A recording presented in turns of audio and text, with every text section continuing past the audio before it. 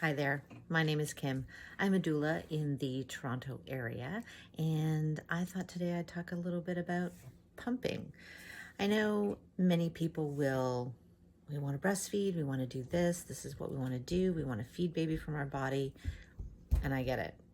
But sometimes things don't go as planned, and sometimes we need to have a little bit of information about pumping and how it all works. So that's what we're going to do in this section. So there's going to be several reasons why one might need to pump. If your baby ends up in the NICU for whatever reason, so if they have to be in the special care nursery with some extra special support, we'll want to get feeding going, we'll want to get your supply going, and pumping can be very helpful for that. If you've had a surgical birth, if you've had a cesarean birth and you miss that first golden hour of getting baby onto your body to feed, you're going to have a few hurdles to get over, which means pumping can help start that process. If you've had some initial latching with baby, if there's been any issues with feeding baby, getting baby latched while you're in hospital, getting pumping started to, again, get your flow going, get your milk coming in, giving baby supplementation that isn't formula can be extremely helpful. And eventually you could possibly be pumping just to give yourself a break. Maybe your partner can help with feeding or somebody else can help with feeding so that you can get some rest, especially if you've had any sort of postpartum mood disorders going on. For me, I know personally that pumping and having my partner give a bottle in the nighttime was extremely helpful because sleep when I had my postpartum depression was extremely helpful. And finally, you may be pumping because, well, that's your choice. That's what you want to do. And some people will just want to pump and give bottles occasionally.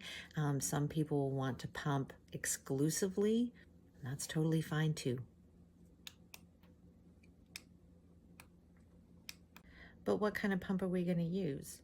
If you are pumping by choice, if you are exclusively pumping, you're going to want to choose something that's going to be heavy duty, that's going to make pumping a lot quicker and easier for you, and that might end up being a double electric, heavy duty kind of pump. If you're just supplementing for the short term, if the goal is to eventually exclusively body feed, no problem. You're just going to pump for a short period of time. You might want to consider maybe just a handheld electric, which is going to give you a little bit quicker, but also not be super expensive either. If you're only going to be giving baby a bottle periodically, then you would need something simple, and it doesn't even need to be electric. It could be non-electric if you wanted to, such as the Haka or things like that. These can be helpful. So when do we start pumping? Well, if baby's in the NICU, if you've had a surgical birth and latching isn't going well, if you're in hospital and latching isn't going well, or if you're choosing to pump exclusively, then you're going to want to start pumping right away. Especially while you're in hospital, if baby is in the NICU or there's been a surgical birth, I would ask your hospital if they have a pump that you can rent and start using that one. I would also suggest that, especially in the very beginning, the colostrum that you have, try to do some hand expression of that as well, and that can sometimes be a little bit easier to collect the colostrum.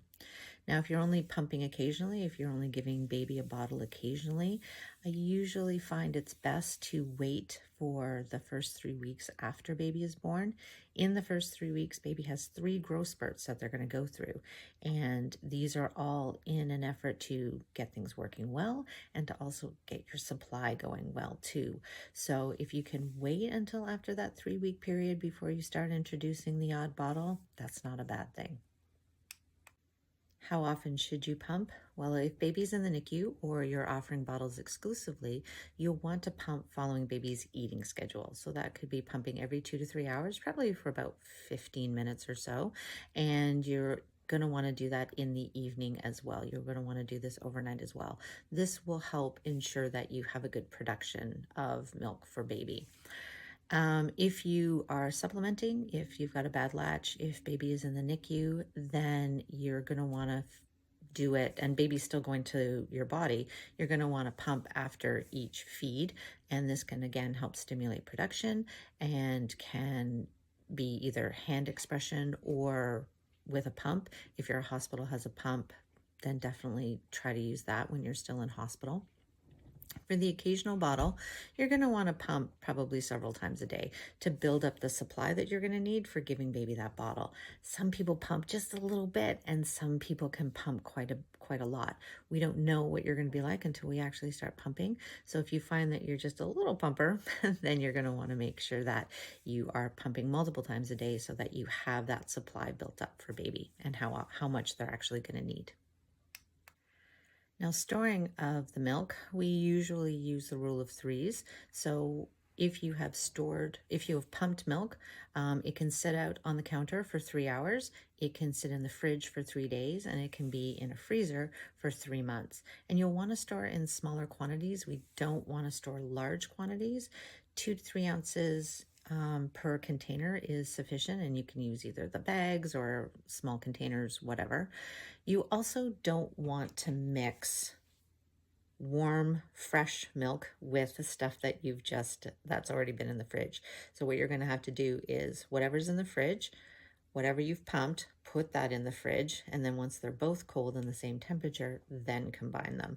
We don't want to be combining warm and cold because we don't want to curdle the milk, basically, and it can make the milk go a bit bad. Now, if you're pumping, but you don't necessarily want to introduce a bottle, there are definitely ways that you can offer pumped milk. A bottle is definitely going to be one, but we have to consider this is going to be a great option for exclusive pumping, or if you're going to be doing long-term supplementation because of the idea of flow for baby, fast flow versus what they're getting from your body. Doing occasional bottles after 3 weeks probably shouldn't be a problem. In those first 3 weeks, though, if supplementation becomes necessary for whatever reason, then you could also consider tube, syringe, or cup feeding. And these can all be taught to you really by the hospital staff or the lactation consultant that may be on staff at the hospital.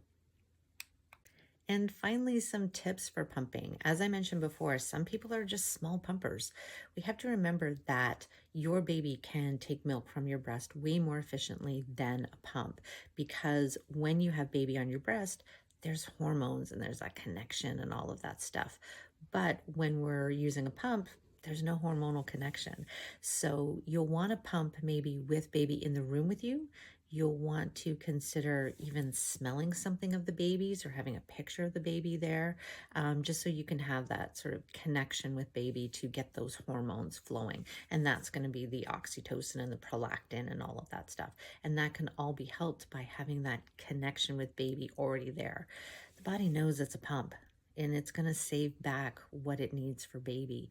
So trying to get things going and maybe even doing some skin to skin prior to pumping can be helpful as well. All right, good luck.